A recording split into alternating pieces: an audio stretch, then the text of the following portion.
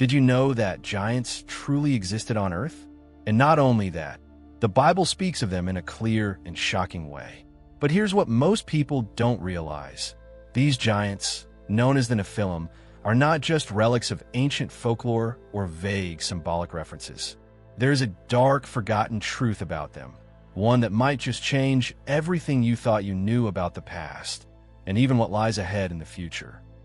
In this video, we explore the mystery of biblical giants, diving into ancient scriptures, archaeological curiosities, spiritual implications, and a haunting possibility that the legacy of the Nephilim may still echo in our world today.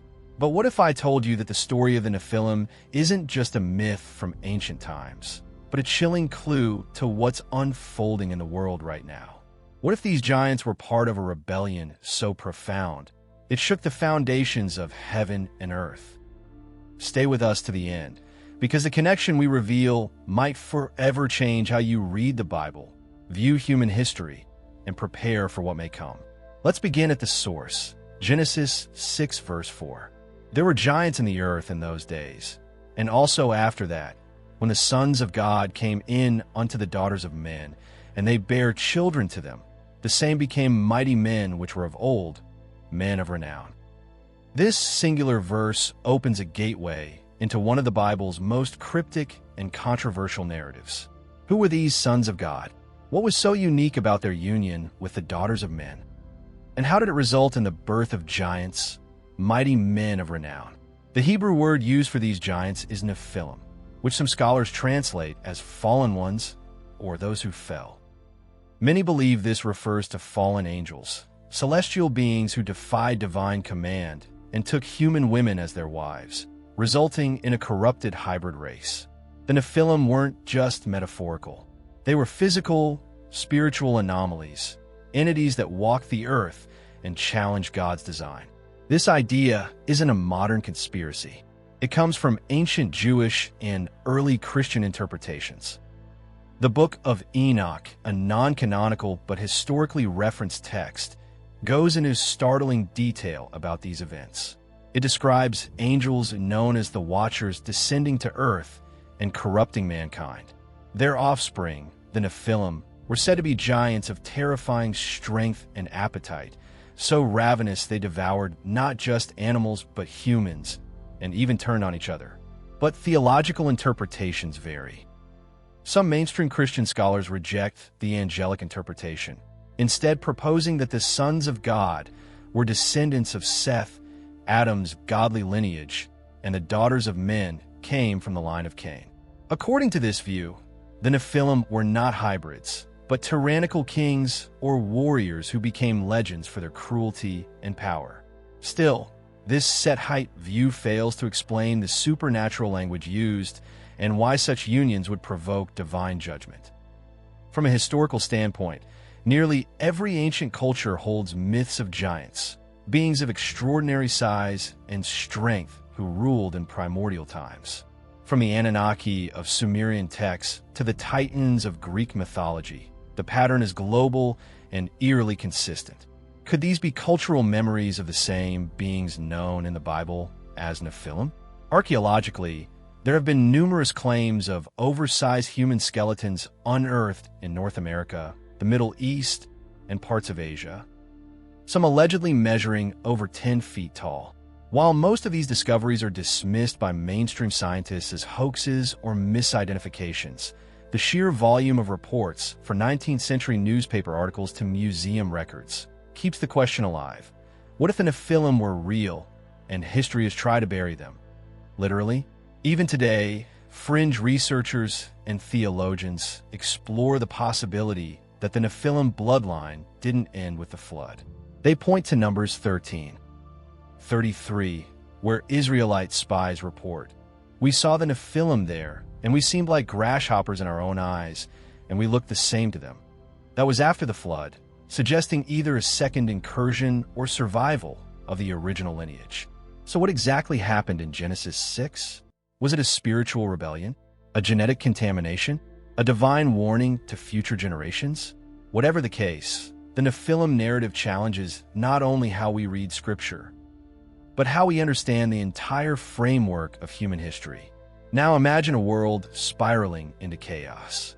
Genesis 6 verse 5 reads, "And God saw that the wickedness of man was great in the earth, and that every imagination of the thoughts of his heart was only evil continually."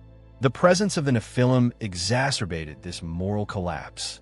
They became a living symbol of rebellion, a distortion of creation itself. Their existence marked the beginning of a world so corrupt that God decided to purge it with the great flood. Genesis 7 verse 23 says, "And every living substance was destroyed which was upon the face of the ground. And Noah only remained alive, and they that were with him in the ark." So were all the Nephilim destroyed? Logic would say yes, the flood was meant to cleanse the earth. But here's where the mystery deepens. Genesis 6.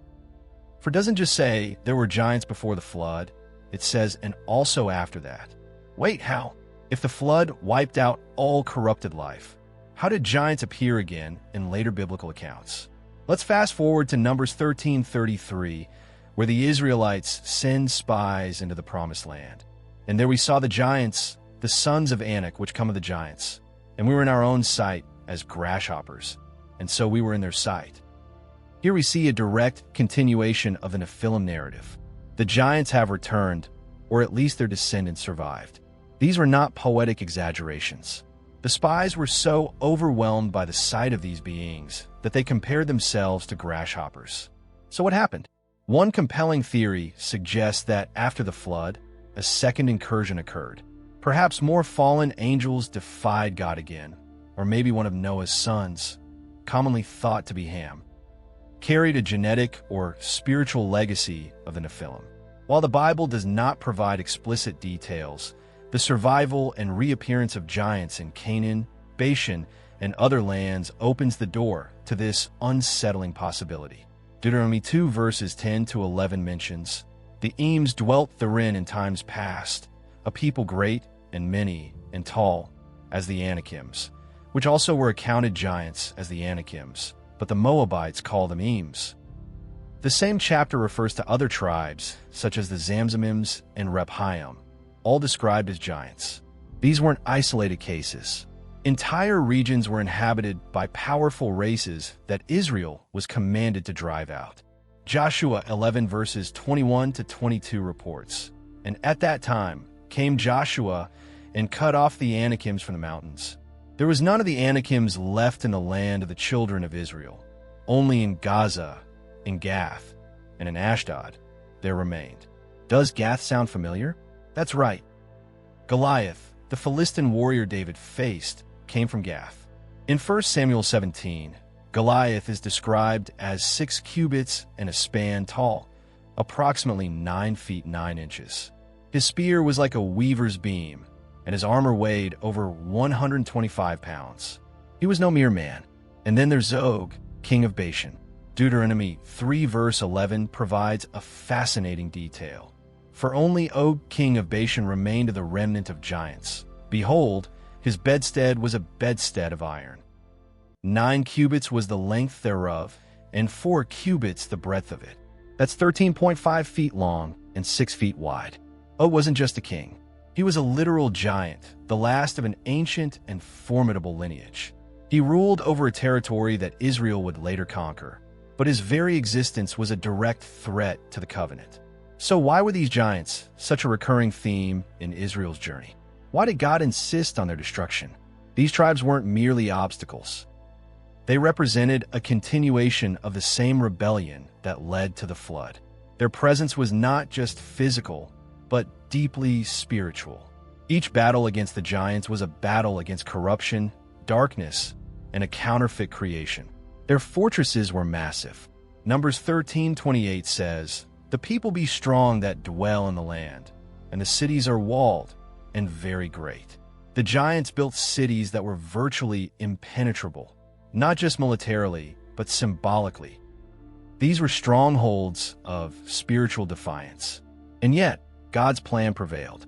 Israel conquered the lands. David defeated Goliath. Joshua routed the Anakim. The giants were brought down, but their story, and the warning it carries, did not end. Early church fathers like Justin Martyr, Tertullian, and Irenaeus accepted the idea that the Nephilim were the offspring of fallen angels. They viewed the flood as God's way of dealing with this perversion. But Augustine of Hippo, a towering figure in Western theology, popularized the set height view, arguing against a supernatural interpretation, shifting focus toward moral and genealogical corruption instead. His influence shaped much of the church's mainstream doctrine. Still, in Eastern Orthodoxy, Ethiopian Christianity, and among some Second Temple Jewish sects, the angelic incursion theory remained viable. The Book of Enoch and other pseudepigrapha were widely circulated and respected, especially in regions like Ethiopia, where the Kebra Nagast refers to similar beings and spiritual wars in ancient times. Archaeologically, there are mysterious megalithic structures, such as the megaliths at Baalbek in Lebanon, where stone blocks weighing over 800 tons were somehow moved and placed with precision thousands of years ago. Who built them? Mainstream archaeology credits ancient ingenuity, but some speculate a connection to these giants, beings of great strength and architectural knowledge, fallen or divine. And then there are giant skeleton claims. While many have been discredited, Smithsonian records from the 1800s mention unusually large bones unearthed in Native American burial mounds. Some reports describe skulls with double rows of teeth or bones measuring over 10 feet in height. These reports, now relegated to fringe circles, still spark curiosity. Were they fabrications? Or was something covered up? And yet, God's plan prevailed. Israel conquered the lands. David defeated Goliath. Joshua routed the Anakim. The giants were brought down, but their story and the warning it carries did not end. What was this warning? That when creation is defiled, when the divine order is tampered with, judgment follows. That evil is not always obvious. It can be clothed in power, strength, and renown. And that no matter how massive the opposition, faith and obedience are greater. Which brings us to the final, and perhaps most disturbing question: could the Nephilim return? Jesus himself said in Matthew 24, verse 37, "But as the days of Noah were, so shall also the coming of the Son of Man be." The days of Noah were marked by violence, corruption, and according to Genesis 6, the presence of the Nephilim, hybrid offspring of the divine and human realms. If Christ's words are to be taken seriously, then the end times won't just be chaotic, they'll be eerily familiar. But how? Some theologians, especially those interpreting prophecy through a spiritual warfare lens, have drawn striking parallels between ancient days and modern times. They point to rapid advancements in genetic engineering, artificial intelligence, and transhumanist ideologies as indicators that humanity is once again tampering with boundaries it doesn't fully understand. To be clear, this isn't settled doctrine. It's not dogma, but it is a growing concern within prophetic and eschatological circles. And here's why. Just as the Nephilim were the result of forbidden unions, today we see science, ethics, and spirituality intertwining in ways that echo the past. Could we be witnessing not the return of those giants, but the rise of new ones? Spiritual ones, ideological ones, giants of deception and distortion? The Apostle Paul warned us in Ephesians 6, verse 12, "For we wrestle not against flesh and blood, but against principalities, against powers, against the rulers of the darkness of this world, against spiritual wickedness in high places." The story of a Nephilim isn't just a forgotten myth. It's a mirror, one that reflects a deeper, ongoing war. A war that began before the flood, and one that may be reaching its final chapter. So what does this mean for us today? First, it calls for discernment. In a world of illusion and half-truths, not everything is what it seems. Some things may look human, feel human, speak like us, but operate from a very different source. Second, it challenges us to stand firm in faith. Like David before Goliath, we're not called to be passive observers. We're called to face the giants of our age, with truth, with courage, and with the power of God behind us. And third, it offers hope, because no matter how advanced the deception, No matter how terrifying the giants may seem, the God who spoke stars into existence is still on his throne. The same God who parted the Red Sea, who brought down Jericho, and who raised Christ from the grave, walks with us today. This isn't just about ancient beings and biblical lore.